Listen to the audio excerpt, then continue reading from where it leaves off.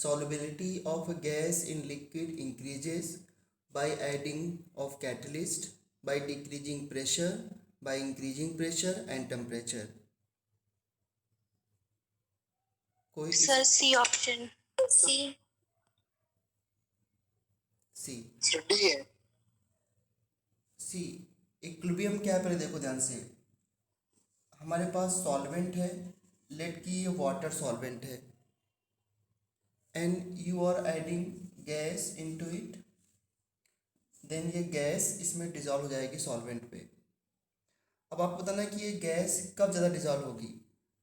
Equilibrium किसके बीच में, solvent plus gas, और ये बन जाएगा मॉइस्ट गैस बन जाएगी ये, या इसको ऐसे ले सकते हो, सॉल्वेंट गैस एक साथ मिक्स हो गए, solvent gas, moist gas. Okay, अगर इसके इक्विलिब्रियम को समझना है तो एक बात का आंसर दे दो, आपको इसका आंसर खुद ही समझ में आ जाएगा। कोल्ड ड्रिंक की बोतल में CO2 गैस को रखते हैं, सील्ड करते हैं, हाई प्रेशर पे या लो प्रेशर पे? High pressure. अगर प्रेशर लो होगा तो सारी CO2 गैस बाहर आ जाएगी। यस क्योंकि जैसे ही कोल्ड ड्रिंक को आप उसका कैप जब ओपन करते हो, सबसे पहले CO2 गैस ही उससे निकलती है। तो इसका मतलब यह है कि किसी गैस को अगर सॉल्वेंट में डिजॉल्व करना है तो you have to increase the pressure. ठीक है, तो इसलिए इसका आंसर सी पार्ट है।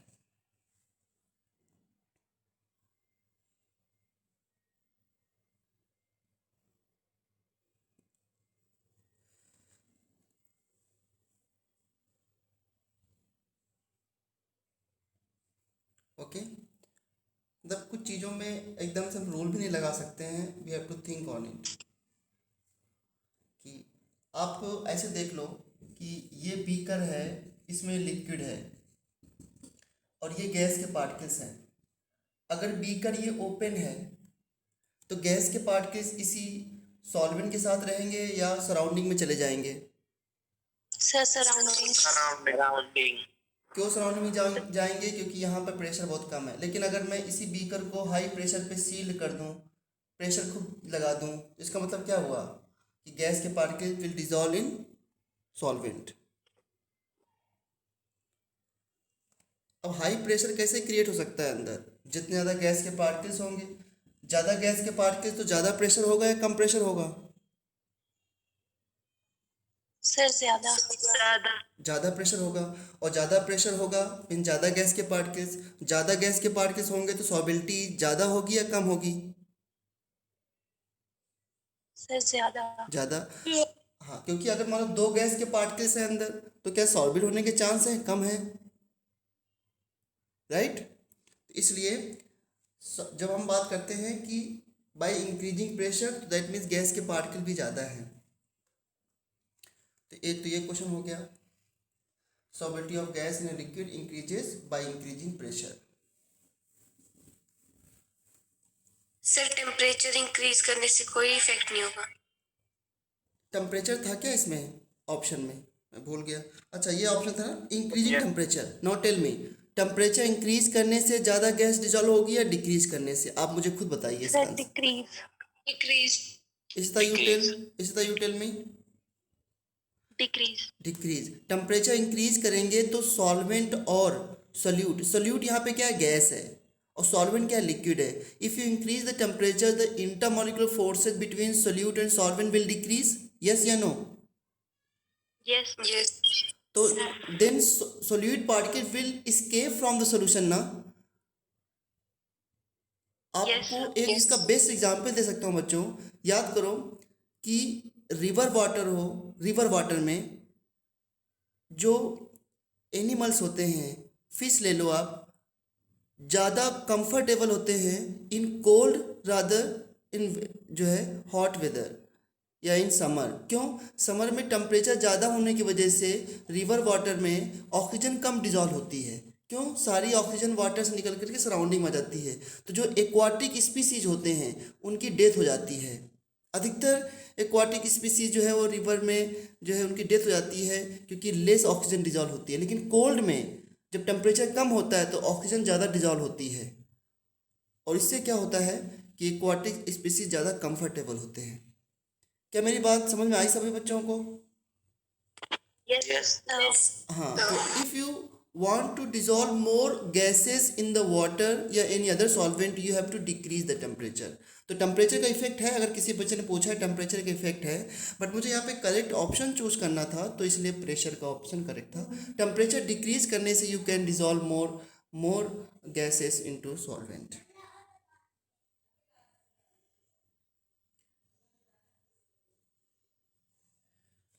नेक्स्ट क्वेश्चन है 2HI से, sir yes tell me. Sir अगर सॉलिड इनटू लिक्विड होता तो टेम्परेचर इंक्रीज करने पे सॉलिबिलिटी बढ़ती ना। सॉलिड इंटू लिक्विड में अगर टेम्परेचर बढ़ाते हो तो solid will convert more into liquid, this is right, right. तो क्या ये बात कहीं कॉन्ट्रडिक्ट कर रही है मेरी उस बात से?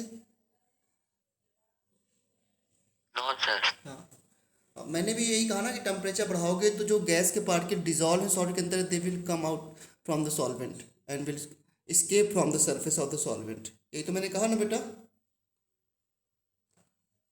Yes sir. Yes.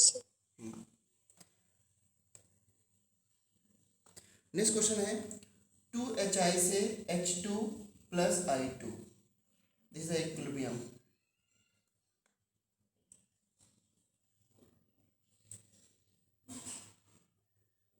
The degree of dissociation alpha will be affected for this equilibrium by a part increasing the temperature को इंक्रीज करके, B part addition of inert gas,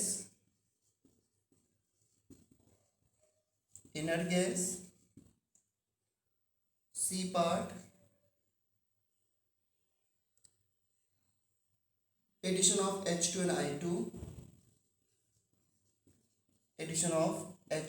and I2, and D part है increasing pressure। Tell me, alpha will be affected by which of the following।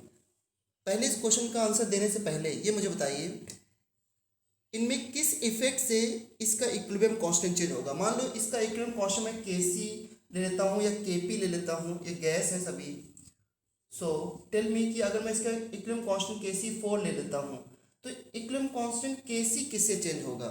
Addition of inner gas से change होगा या addition of H2 I2 से change होगा या pressure Increasing temperature. Increasing temperature. Very good, temperature के increase या decrease से equilibrium constant change होगा। ओके, नाउ टेल मी इसका आंसर क्या है। Alpha will be affected by, lovely lovely ये क्या बोल रहे हो?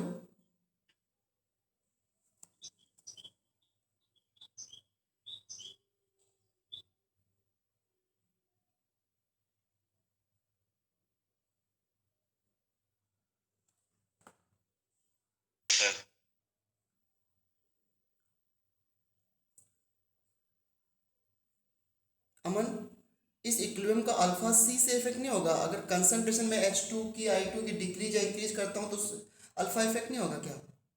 डिसोसिएशन या एसोसिएशन। अमन,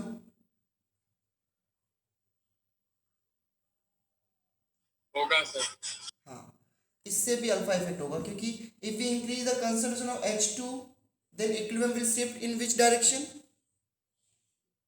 बैकवर्ड। बैकवर्ड।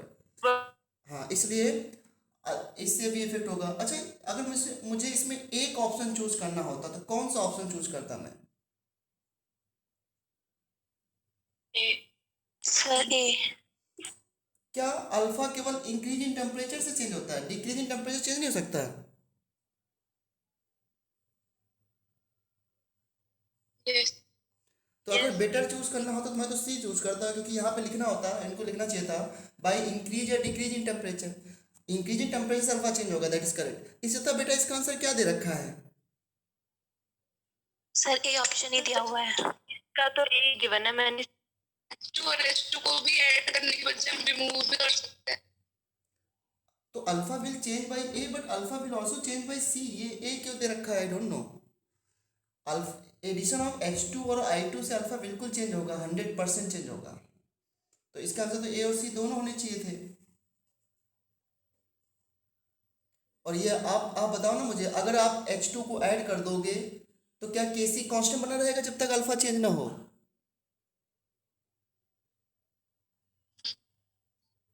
अगर आप H2 के इक्विलिब्रियम पे मोल 2 हैं और फिर इसको 4 कर दोगे तो Kc कैसे कांस्टेंट रहेगा जब ये बैकवर्ड शिफ्ट हो?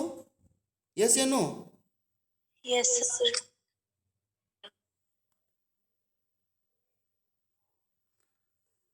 पर एक सेकेंड में एक चीज़ और देखता हूँ।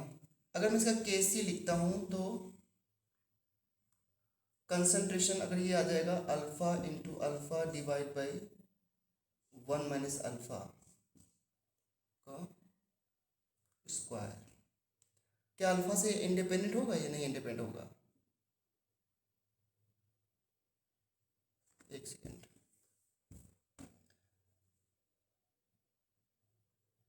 1 माइनस अल्फा, ये alpha by 2, alpha by 2, alpha by 2 का square divide by 1 minus alpha.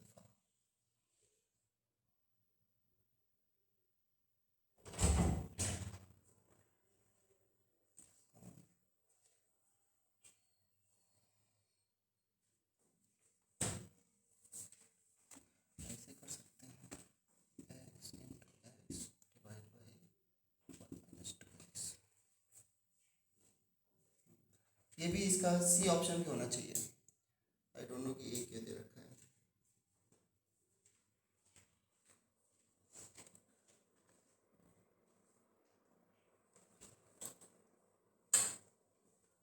इसके बाद वाला क्वेश्चन पूछा था आपने। हाँ, एक सेकंड मैं उसी को बता रहा हूँ।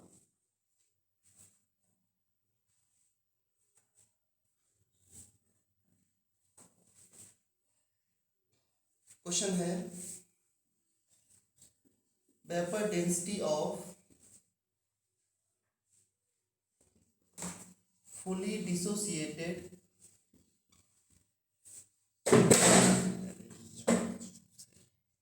पढ़ाने लगो तभी सारे काम होते हैं। Vapour density of fully dissociated NH4Cl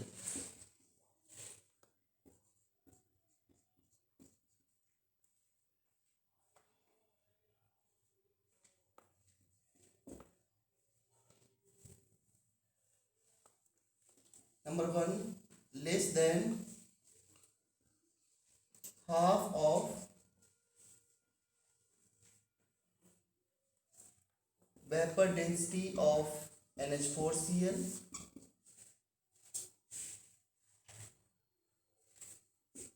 double of the vapor density of NH4Cl। Third है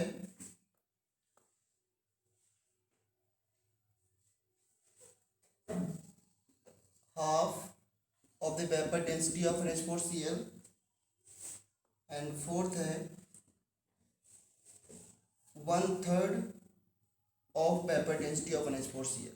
ये क्वेश्चन है। Vapour density of fully dissociated NH4Cl कैसे वेरी करेगी? तो क्या करना पड़ेगा इसके लिए? पहले तो आप इसके डिसोसिएशन की इक्वेशन लिखो और NH4Cl सॉलिड होता है बच्चों, तो you can write NH4Cl solid change into NH3 gas plus HCl gas. और वेपर डेंसिटी और observed vapour density, theoretical vapour density और ऑब्जेक्ट वेपर डेंसिटी में क्या रिलेशन होता है? थ्योरेटिकल वेपर डेंसिटी किसके लिए होती है? सिंगल मॉलिक्यूल के लिए। उसके मोलर मास को 2 से डिवाइड कर दो, उसकी थ्योरेटिकल वेपर डेंसिटी हो जाएगी। अगर मैं पूछूं कि आपसे कि NH4Cl की थ्योरेटिकल वेपर डेंसिटी क्या है, क्या जवाब दोगे इसका?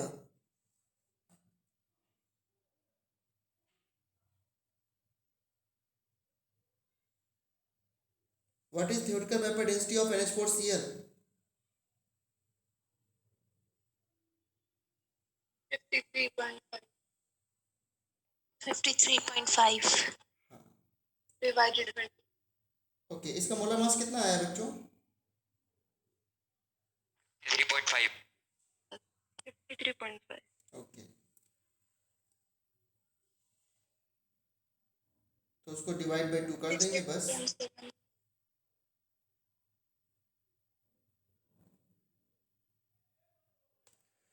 ठीक है, तो कैसे लिखते थे? मान लिया इससे कुछ मोल्स ए हैं या 1 है, ये 1 होगा, 0 0 1 माइनस अल्फा, और ये क्या हो जाएगा? अल्फा और अल्फा। तो थ्योरेटिकल मास इक्वल टू, कैसे लिखते थे हम लोग, याद है? Initial weight equal to final weight. Initial weight क्या होगा? इसका मोल्स इनटू इसका molar mass, theoretical molar mass, equal to total moles कितने हैं इक्विलिब्रियम पे? 1 plus alpha 1 plus alpha equilibrium पे टोटल मोल्स 1 प्लस अल्फा लेंगे या 2 अल्फा लेंगे? Sir, 12, sir.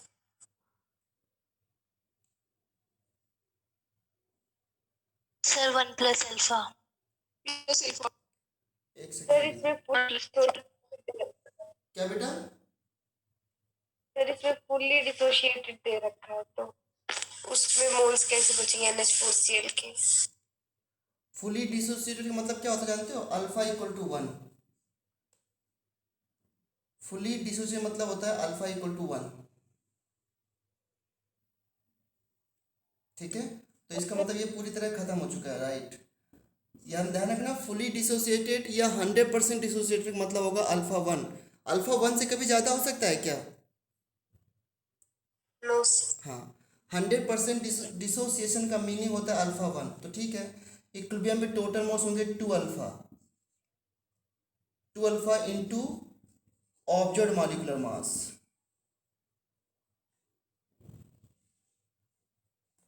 Alpha plus alpha. और थ्योरेटिकल मॉलिक्यूलर मास क्या होगा? इसके जितने मोल्स हैं इंटू उसका मोलर मास। क्या मैं इसको ऐसे लिख सकता हूँ? 1 into theoretical density equal to 2 alpha into observe vapour density D observe. क्या मैं इसे लिख सकता हूँ? Yes sir. Sir two into vapour density, 2 into vapour density, ये 2 से, अच्छा इसका 2 से 2 कैंसिल हो गया। बताइए क्या पूछा गया था इसमें? इसमें पूछा गया है, ऑप्शन लिखा था यहाँ पे, जो vapour density of fully dissociated NH4Cl,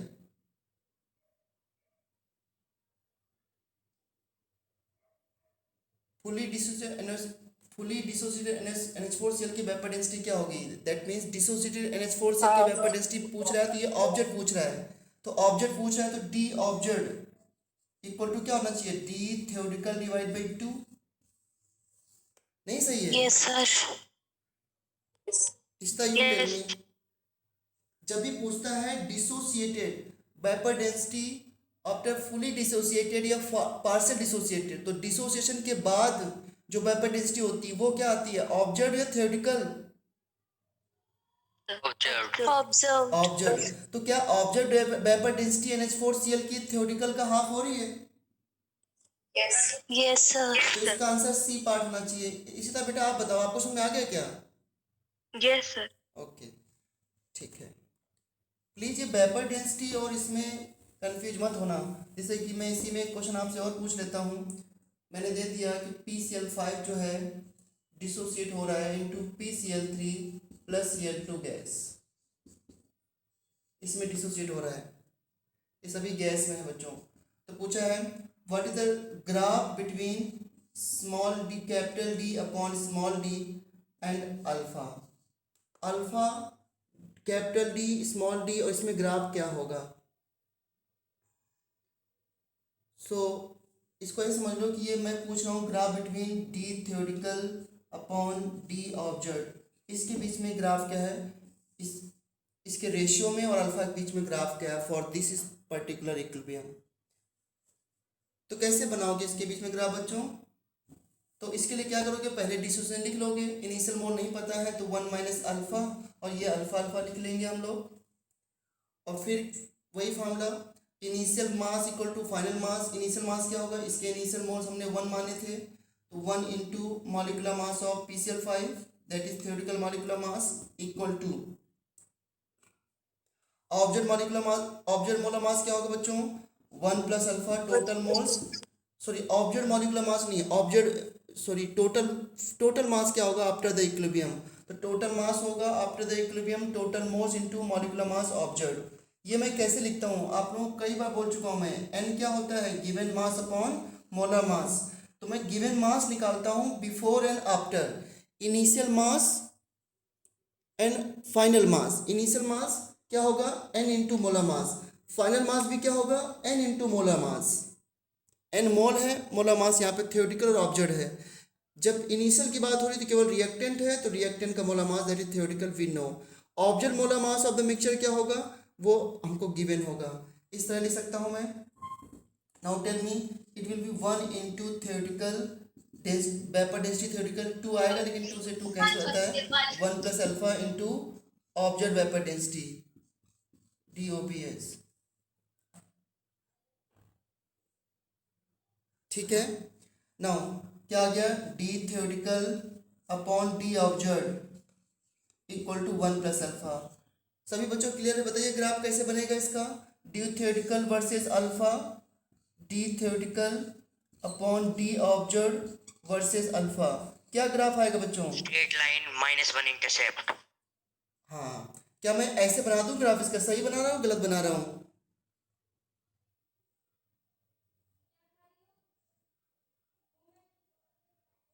आप लोग इतना चुप क्यों हो गए, क्या मैंने कुछ गलत बना दिया क्या? सर सही है। इसका इंटरसेप्ट 1 है ना, तो मैंने मान लिया यहाँ पर 1 पे कट कर रहा है, इसके बाद तो इंक्रीज ही होगा ना, अल्फा इंक्रीज होगा तो। यस। आप लोग इतना चुप क्यों हो गए, नहीं समझ में आएगा ये ग्राफ? सर इसका स्लोप 1 प्लस अल्फा होगा ना?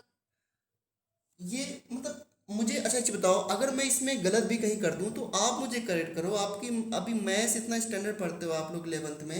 ये मुझे बताइए y equal to mx plus C में अगर ये x प्लस सी है तो c कैसे ग्राफ बनाते हो इसका?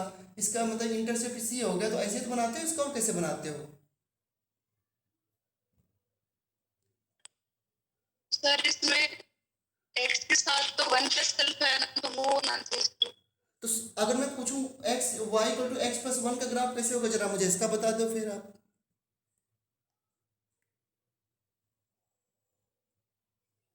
Sir 1 intercept. क्या इसका ग्राफ ये जो बना है गलत है क्या, अगर इतना इंटरसेप्ट c हो गया 1 हो गया? हाँ सही है सर। हाँ, तो यही तो बने ग्राफ, और अल्फा को आप अल्फा की वैल्यू 0 होगी तब इंटरसेप्ट 1 होगा, इसके बाद अल्फा को इंक्रीज करो डिसोसिएशन को। यस सर सही है। हाँ, अमन ठीक है क्या ग्राफ ये? इशिता बेटा, yes sir. Himanshu Yadav, yes sir. ठीक है। प्लीज़ मैं आपको सब बताऊं कि डिग्री ऑफ डिसोसिएशन और ऑब्जेक्ट वेपर डेंसिटी और इनमें क्वेश्चन तो जरूर आना चाहिए अगर अच्छा पेपर बनता है तो, और ये आना भी चाहिए। और ध्यान रखना, आप लोग मुझे एक चीज़ बताना, क्या मैंने ये बता दिया था आप लोगों को कि अगर AN से हम NA जा रहे हैं तो अल्फा की वैल्यू क्या आती है, रिलेशन वाला फार्मूला, और अगर मैं NA से AN जाता हूँ तो क्या रिलेशन आती है, इन पर डायरेक्ट फार्मूला भी आ सकता है। मुझे कंफर्म करो कि ये मैंने बता दिया था ना आप लोगों को? पॉलीमराइजेशन। हाँ, Yes, ये तो डिसोसिएशन है, दिस इज अ पॉलीमराइजेशन। इसके लिए अल्फा कैसे निकालते थे, बाय थ्योरेटिकल डेंसिटी और जो है ऑब्जेक्ट वेपर डेंसिटी से, दोनों के अलग अलग फॉर्मूले निकलवाए थे मैंने आप लोगों से ही, और ये वीडियो में अवेलेबल भी हैं। क्या बताना पड़ेगा फिर से इसको? No sir.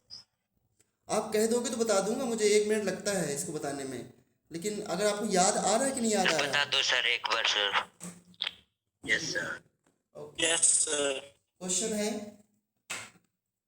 कि फाइंड रिलेशन बिटवीन अल्फा। हाँ सच में यार मुझे इतना,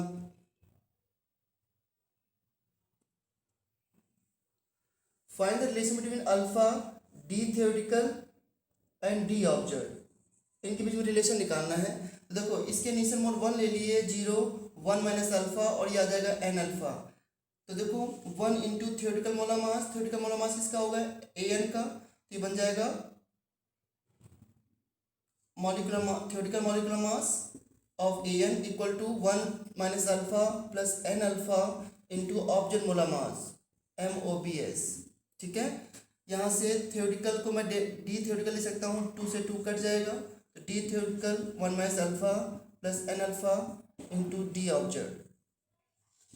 now D theoretical upon D observe equal to, यहाँ पे क्या लिख सकता हूँ मैं, 1 प्लस अल्फा कॉमन कर लिया एन माइनस 1, ठीक किया ना मैंने, 1 को इधर ले आओ, तो D theoretical minus D observe divide by D observe into N minus 1 equal to alpha. ये आंसर आ गया, नहीं समझ आया? आ गया सर। सर एक बार रिपीट कर दो सर। भाई एक बार देखो इसको थोड़ी देर, क्या नाम है हिमांशु बेटा, इसको थोड़ी देर देखो।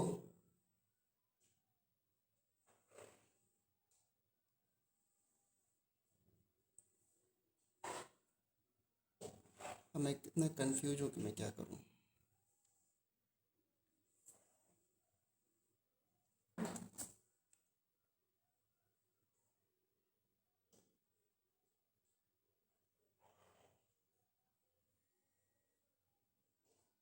हेलो, नहीं नहीं बेटा, इसका आप 2 नेम से आई थी, 1 नेम से है ना, अभी भी आप वेटिंग में हो ना? क्योंकि ना कुछ बच्चे दूसरे बच्चों के नाम से आ जाते हैं, इसलिए मैं सोच रहा था कि 2 रिश्ता कैसे हो गई। मैंने कर दिया कर दिया।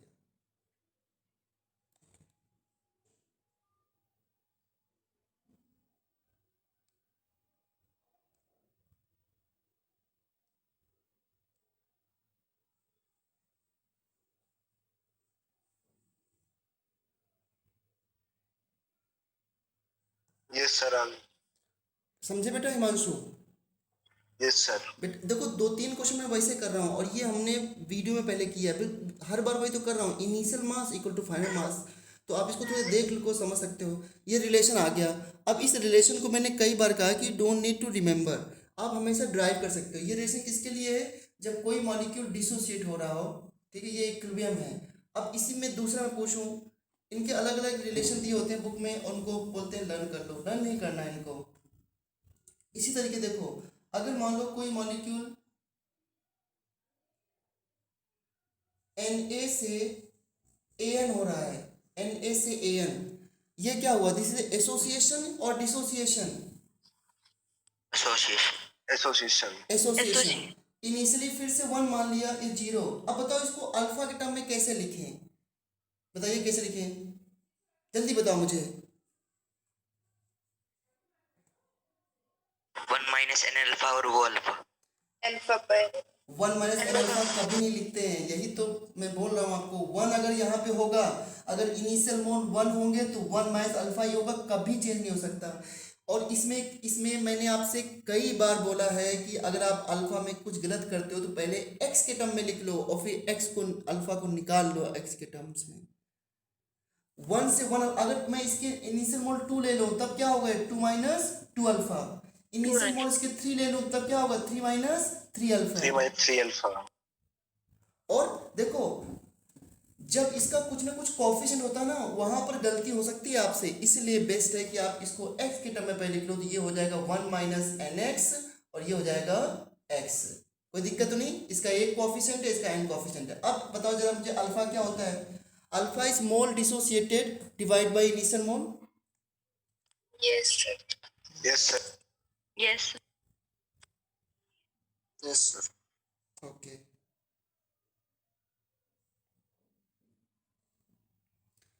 सो इनिशियल मोल्स कितने थे इसके, अच्छा मोल डिसोसिएटेड, कितने मोल डिसोसिएट हो रहे हैं, NX। इनिशियल मोल कितने थे 1, तो यहाँ से देखो x की वैल्यू क्या आ गई, अल्फा बाई n। अब यहाँ पुट करो, ये क्या जाएगा 1 माइनस अल्फा और यह जाएगा अल्फा बाई n। आ गया। इस तरह लिखना आपके लिए मुश्किल होता होगा तो प्लीज़ अगर कुछ कोफिशिएंट हुआ करे ना तो पहले x में लिख लिया करो और इसके बाद अल्फा निकाल लिया करो, नहीं तो आप पक्का गलत कर दोगे, मुझे भरोसा नहीं है बिल्कुल भी। ठीक है, अब देखो इसमें लगाते हैं वही initial mass equal to final mass. Initial mass क्या होगा, 1 into theoretical molar mass of A equal to total moles क्या होंगे इक्विलिब्रियम पे, 1 minus alpha plus alpha by n into object molar mass. इसको डेंसिटी में लिख सकता हूँ मैं, 1 into theoretical density equal to 1 minus alpha plus alpha by n into object vapour density. So D theoretical upon D object equal to 1 minus alpha plus alpha by n। आगे relation अब क्या करना है बताइए आप मुझे, D theoretical divide by D object minus 1 equal to alpha common कर लिया तो 1 बाई n माइनस 1 हो गया। ये देखो अल्फा का फार्मूला फिर से आ गया। अब ये दो अल्फा के फार्मूला याद करना आपके लिए कितना मुश्किल है, लेकिन आप अगर इमीडिएटली इसको सॉल्व कर लेते हो इट्स सो सिंपल। इसे बोलते हैं calculation of alpha by vapour density measurement. ठीक है ना, इसको हटाता हूँ फिर मैं।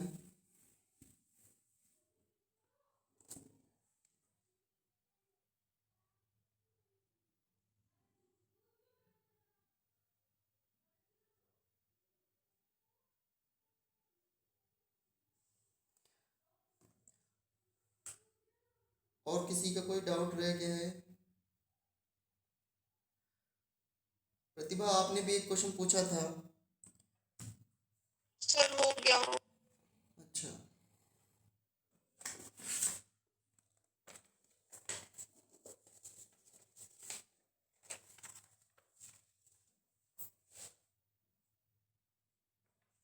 चलो अब कुछ क्वेश्चन मैं आपसे पूछता हूँ, शायद आज हम न्यूमेरिकल पे ही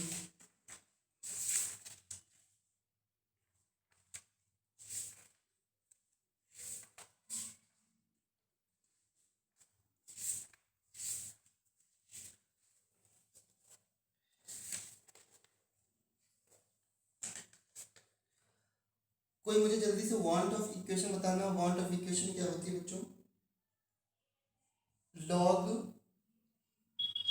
log k1 upon k2 is equals to minus delta h naught over 2.303 r into 1 by t1 minus 1 by t2। Okay, क्या कोई स्टूडेंट मुझे इसके पहले वाली इक्वेशन बता सकता है जिससे ये आता है जब मैं दो टेम्परेचर कंसीडर करता हूँ? शायद किसी को याद हो, आई थिंक सो, जिससे हमने ग्राफ भी बनाया। log k equilibrium is equal to minus delta S naught by 2.303 R plus delta S by 2.303 R। Very good, RT आएगा बेटा यहाँ पे ना, 2.303 R। और अगर मैं इस log k को ln k में लिख दूँ बच्चों तो ये 2.303 नहीं आएगा ना फिर? Yes sir. Delta H not upon RT plus delta H not upon R। इसमें ग्राफ पूछते हैं या इसमें ग्राफ पूछते हैं, ठीक है। अब देखो मैंने इसको वापस से क्यों बोला है लिखने के लिए आपसे। अगर मैं इसमें देखो क्वेश्चन कैसे पूछ सकते हैं, number 1, an exothermic reaction, an exothermic reaction is represented by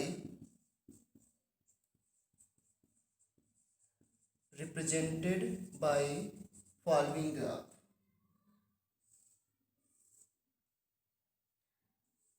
ln kp, ln में है, ध्यान देना 1/t में ग्राफ प्लॉट किया गया है और ये इस तरीके से जो है वो 1/t के साथ एक कांस्टेंट जा रहा है। और दूसरा है ln kp से ऐसे ग्राफ जा रहा है 1/t में, और थर्ड है इस तरह जाएगा, एंड फोर्थ है कि ग्राफ आपका इस तरह जाएगा। सारे ग्राफ एल एन के सर पी और 1/t में हैं। बताइए विच ग्राफ इज करेक्ट? सी सी सी सभी का आंसर सी है।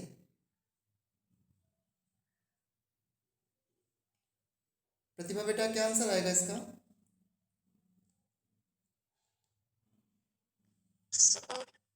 ए ए, ये वाला, ये ऐसा ग्राफ कभी बनाया मैंने? आपको देखो ये तब गलत कर रहे हो जब ऊपर एक क्वेश्चन लिखी हुई है।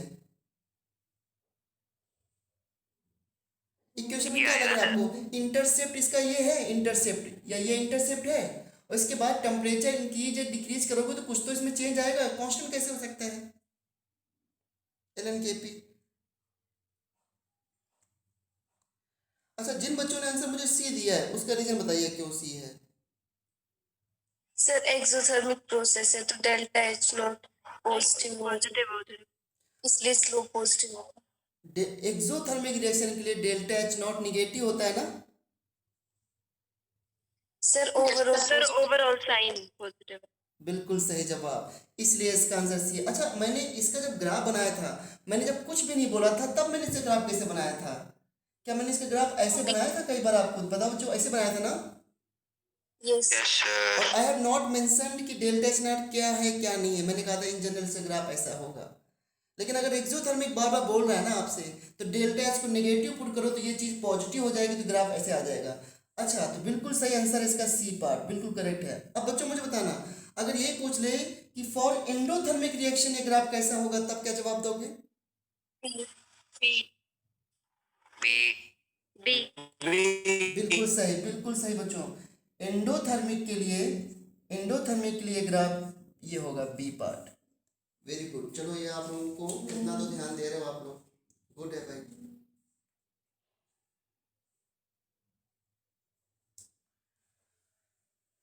सभी लोग समझ गए होंगे इसका आंसर तो।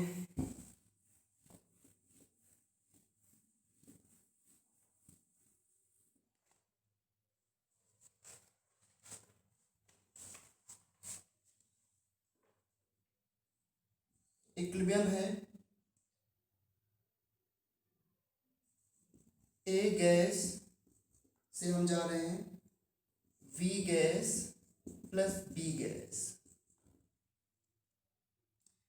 इसके लिए डेल्टा एच रिएक्शन दे रखा है -30 किलो जूल पर मोल,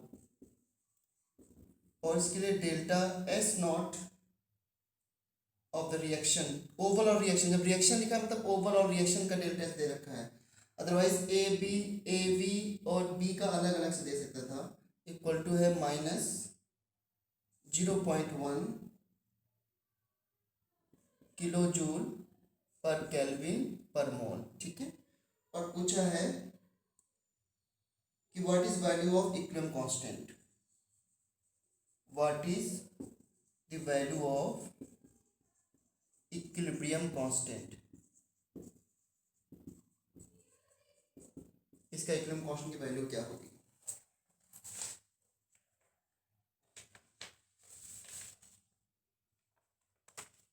बताइए, how will you solve this question?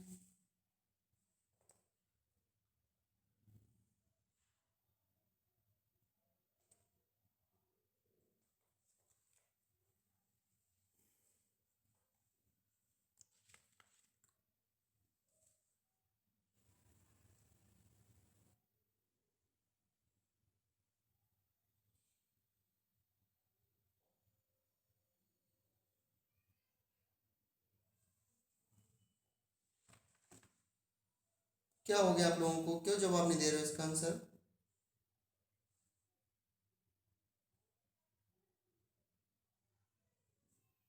मैं डायरेक्टली आंसर नहीं पूछ रहा हूँ, मुझे अप्रोच बताइए कि how will you solve this question.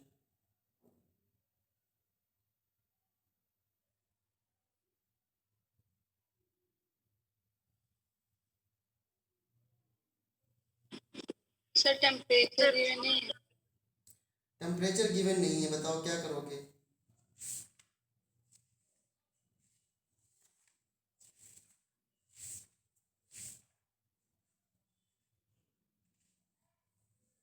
Three 300 kelvin given है। और एक चीज बताओ मुझे, अगर टेम्परेचर नहीं गिवन होता, अगर टेम्परेचर नहीं गिवन होता तो नॉट जब होता है स्टैंडर्ड कंडीशन में तो टेम्परेचर कितना ले लेते हैं? 298 केल्विन। 298 केल्विन। 25 हाँ।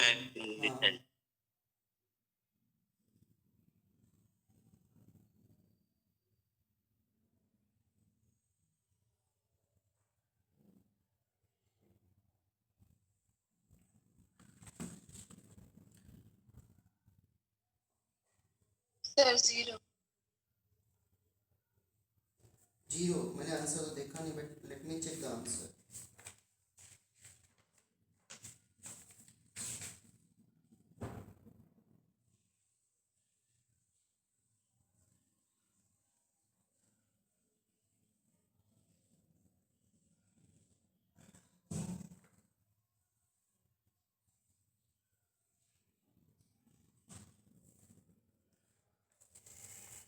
आंसर तो जीरो आ रहा है।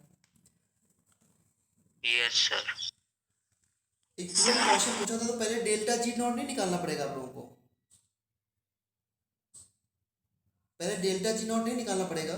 तो डेल्टा सर जी वो नॉट, इक्वेशन में पुट कर देंगे फिर इसको। हाँ, delta G naught of the reaction क्या होगा? Delta H not of the reaction minus T delta S not of the reaction. क्यों बच्चों, ये इक्वेशन नहीं लगाते थे हम लोग? डेल्टा एस नॉट कितना दे रखा है? -30 किलो जूल में है तो कोई दिक्कत ही नहीं है, -30। ये कितना रखा है? माइनस में दे रखा है ना। टेम्परेचर कितना है? 300 इंटू -1 कितना आ गया बच्चों ये? चलो 0.1 ना, -0.1 तो कितना आ गया? जीरो आ गया delta G naught of the reaction.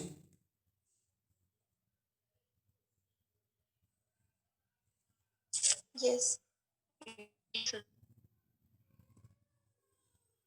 Okay, तो delta G naught of the reaction zero आ गया अगर, तो फिर इसके बाद क्या निकालना है? Delta G naught of the reaction क्या होगा?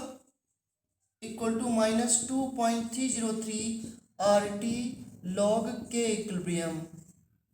अगर ये वैल्यू जीरो है तो, अगर ये वैल्यू जीरो है तो log K इक्विलिब्रियम क्या आना चाहिए फिर?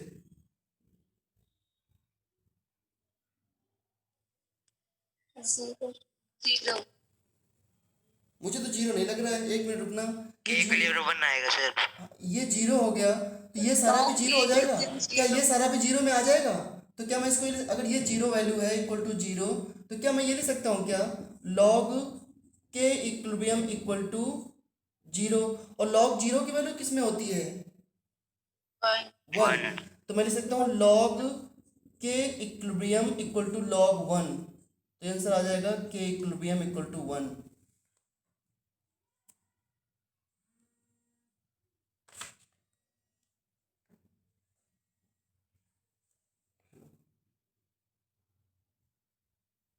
Hemant, Hemant, yes sir. आपका फोन आ रहा है मुझे। No sir. Hello, good morning. जी बोलिए।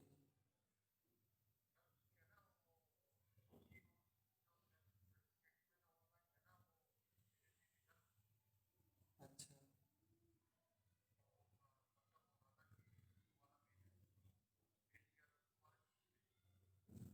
कुछ डॉक्यूमेंट्स सर रह गए थे सर, इसलिए मैंने कहा था स्कूल वर्क को।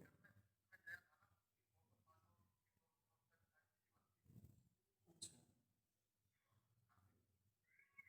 जो मुझे लिस्ट दी थी ना तो उसमें उसमें कुछ कुछ कम थे, इस वजह से मैंने फ़ोन किया था। मैं थोड़ी देर में कॉल बैक करता हूँ, बच्चों की भी क्लास चल मेरी, फिर देखता हूँ क्या रह गया, फिर मैं आपको बता दूँगा।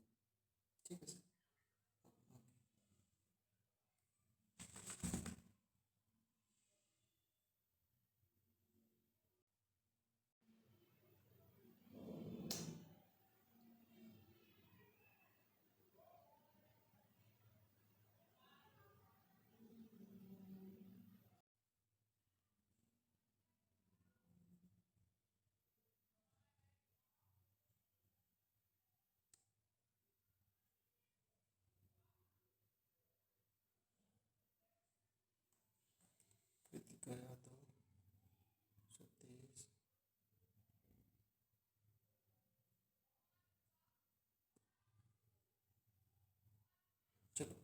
तो इक्विलिब्रियम की वैल्यू 1 आ जाएगी। क्या सभी लोग एग्री कर रहे हो इस आंसर से? इक्विलिब्रियम इक्वल टू 1, यस या नो? Yes. Yes, sir. हाँ सुनो, इसका आंसर गलत दे रखा है। इसका आंसर 0, जिस बच्चे ने आंसर 0 बताया था इसका आंसर 0 दे रखा है, बट इसका आंसर 1 आएगा। तो 0 आंसर इज इनकरेक्ट। 0 खुशी आपने बोला था ना? Log के इक्विलिब्रियम 0 आया था, वो जल्दी जल्दी। अच्छा, लॉग के इक्विलिब्रियम 0 आएगा तो के इक्विलिब्रियम 1 आ जाएगा। Very good. तो के इक्विलिब्रियम 1 आ जाएगा। ये क्वेश्चन मुझे बहुत अच्छा लग रहा है, बहुत अच्छा क्वेश्चन है, क्योंकि बहुत कम लोग बच्चे इसका जवाब दे पाए हैं कि डेल्टा एस नॉट और डेल्टा एच नॉट दे रखा हो तो कैसे सॉल्व करेंगे। इसका आपको क्लियर है क्वेश्चन ये? हाँ,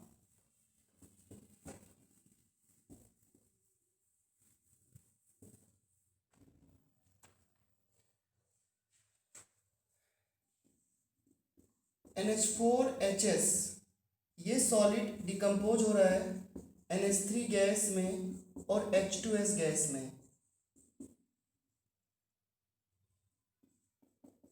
इक्विलिब्रियम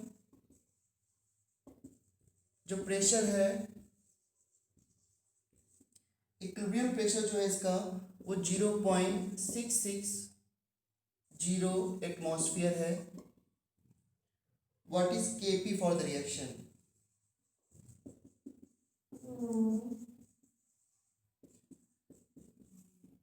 ये बिल्कुल सिंपल क्वेश्चन मैंने पूछ लिया आपसे।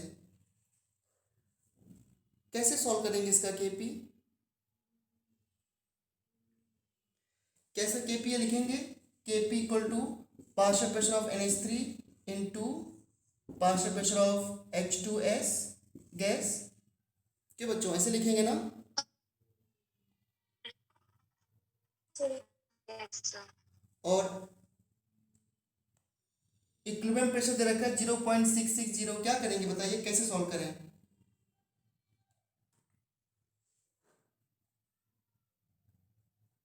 इसको मान लेते हैं कुछ 1 माइनस एक्स, ये x और x बनेगा।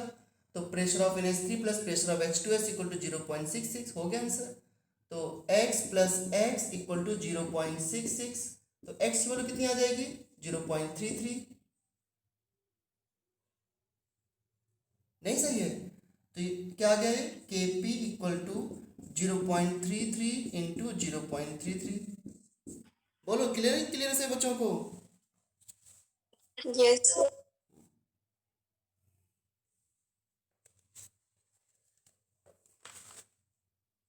सर इक्विलिब्रियम प्रेशर में रिएक्टेंट का प्रेशर नहीं लेंगे? क्या बोला, फिर से पूछिए आप। सर इसमें NH4H इसका प्रेशर नहीं लेंगे?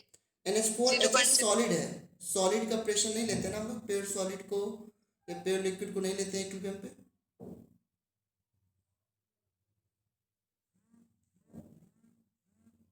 NH4Cl जो है सॉलिड है, वो प्रेशर का उसमें कंट्रीब्यूशन नहीं होगा। जो वेसल है उसमें प्रेशर जो होगा ड्यू टू NH3 और ड्यू टू H2S ही होगा। NH4HS सॉलिड के molecule walls of the container से नहीं टकराएंगे, बार बार नहीं कोलाइड करेंगे।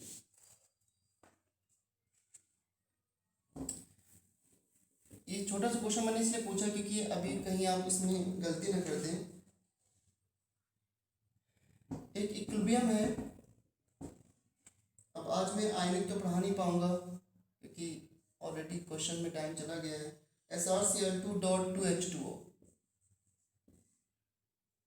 Solid plus 4H2O gas, equilibrium SrCl2.6H2O solid.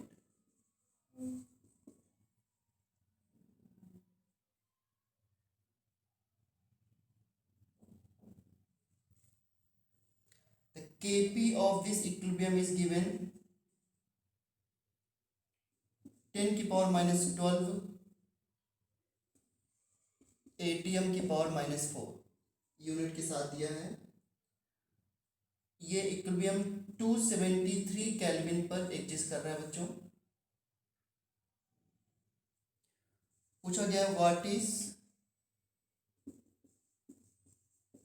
Equilibrium vapour pressure.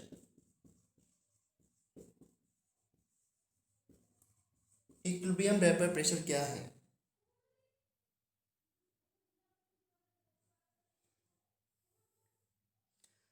तो मुझे एक क्वेश्चन का आंसर देना कि यहाँ पर इक्विलिब्रियम पे जो वेपर प्रेशर होगा, प्रेशर एक्सर्टेड बाय वेपर, वो किसकी वजह से होगा?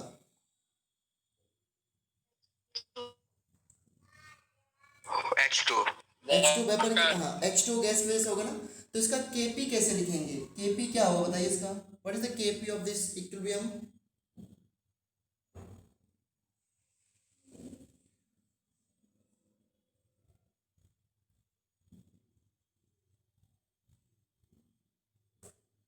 क्या सोच रहे हो आप लोग इसमें? Kp की वैल्यू क्या होगी इसमें? पार्शियल प्रेशर ऑफ H2O की पावर 1 by वन, इसका बेटा 1/4 होगा ना। ये रिएक्टेंट तो ये 1 होगा।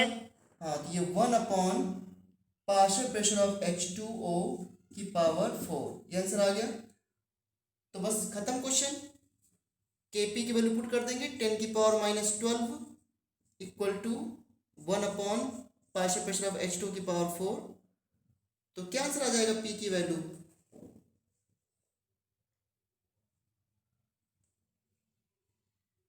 बताइए P की वैल्यू क्या आ जाएगी? इतने क्वेश्चन में इतना टाइम लगाते हो आप लोग, जरा सा 10 क्वेश्चन की पावर 3। हाँ, तो ये आपका जो है P वो हो जाएगा 1 अपॉन 10 की पावर -12 की पावर 4। ये तो हो जाएगा 1/4 हो जाएगा ना? ये सही लिख रहा हूँ मैं? Yes. तो क्या ये 10 की पावर 3 नहीं हो जाएगा? Yes sir. बट इसका आंसर जो है ना टॉर में दे रखा है। सर यहाँ केपी में एटीएम की पावर -4 का क्या मतलब है? इसका मतलब आप नहीं समझ सकते हो। Kp की यूनिट क्या बताई थी मैंने? वाह, एटीएम की पावर डेल्टा एन जी। अगर Kp की इक्वेशन आप कहीं ये आ जाती, मान लो आप लोग सब भूल जा रहे हो, एक्चुअली वीडियो दोबारा तो देखना नहीं होता है। Kp इक्वल टू, अगर मैं ऐसे लिखता हूँ Kp a की पावर 2, b की पावर 3 और c की पावर 4, ऐसे मैं लिखता हूँ। बताइए Kp की यूनिट क्या है? Tell me. ये पार्शियल प्रेशर ऑफ ए लिखा हुआ है, partial pressure of A, partial pressure of B, partial pressure of C. Tell me the unit of Kp। ये एटीएम का स्क्वायर, ये एटीएम का क्यूब, ये एटीएम की पावर 4, क्या यूनिट आ गई इसकी? अगर ये एटीएम में है सारे, ATM की पावर -5। ATM की पावर एटीएम की पावर -5। तो क्या मैं एटीएम के पावर डेल्टा एन जी नहीं ले सकता यूनिट में? Yes sir. हाँ वही है बेटा। तो इसमें यूनिट दे रखा है, जनरली यूनिट देते नहीं है, दे दिया तो आप लोग कंफ्यूज हो रहे हो। पहले मुझे बताओ ये मैंने गलत तो नहीं किया है? No sir.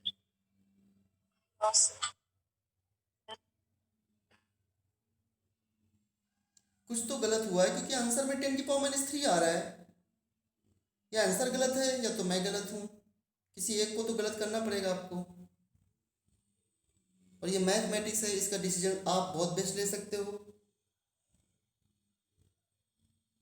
सर 10 की पावर -3 तो तब आएगा जब पार्शियल प्रेशर ऑफ H2O का की पावर 4 करेंगे, 1 अपॉन नहीं करेंगे तब।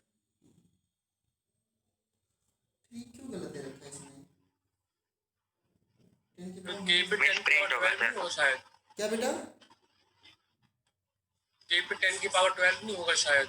नहीं, 10 उससे की भी हो पावर सकता 12 है। नहीं दे रखा है, 10 की पावर -12 ही दे रखा है।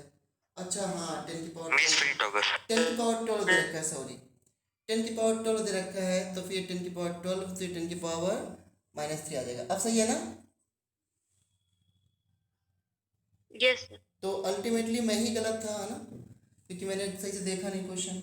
अच्छा, इसका आंसर टॉर में दे रखा है, अब क्या करूँ? टॉर में कैसे निकालूं इसके आंसर को? 1 ATM is equal to 760 torr।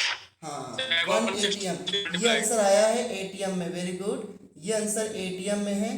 1 ATM equal to 760 Tor, क्योंकि